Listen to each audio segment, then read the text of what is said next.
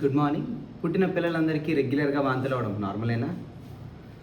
This is doctor Jagadish, pediatrician and neonatologist, Venkata Padma hospital. మీకు ఈరోజు ఒక ఇంట్రెస్టింగ్ కేసు గురించి చెప్తాను. ఒక బేబీ 28 రోజుల బేబీ మన దగ్గరికి కంటిన్యూస్ వామిటింగ్స్ అని చెప్పి తీసుకొచ్చారు.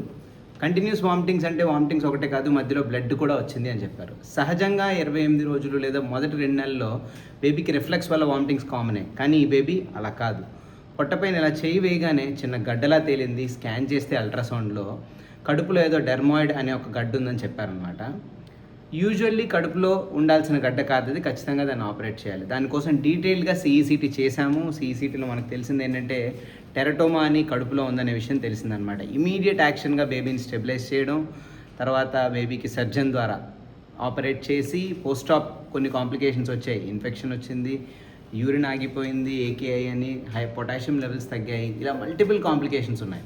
కానీ బేబీని ఎక్స్క్లూజివ్గా మేనేజ్ చేసి ఇప్పుడు పూర్తిగా ఆరోగ్యవంతమైన బేబీని మేము తల్లిదండ్రులకు ఇస్తున్నాం. మీకు చెప్పే ఒకే ఒక్క విషయం ఏంటంటే, ఎనీ బేబీ చిన్న వామిటింగో పెద్ద వామిటింగో ఒకవేళ మనకి భయం వేస్తుంది, మినిమల్గా ఇబ్బందులు వస్తున్నాయి, ఏమైనా ప్రాబ్లం బేబీ బరువు పెరగడంలో ఇబ్బంది ఉంది అంటే కనుక, యాక్టివిటీ డల్ ఉంటే ఇమీడియట్గా మీ డాక్టర్ని కన్సల్ట్ చేయండి. We are there for you, Venkata Padma hospital. Thank you.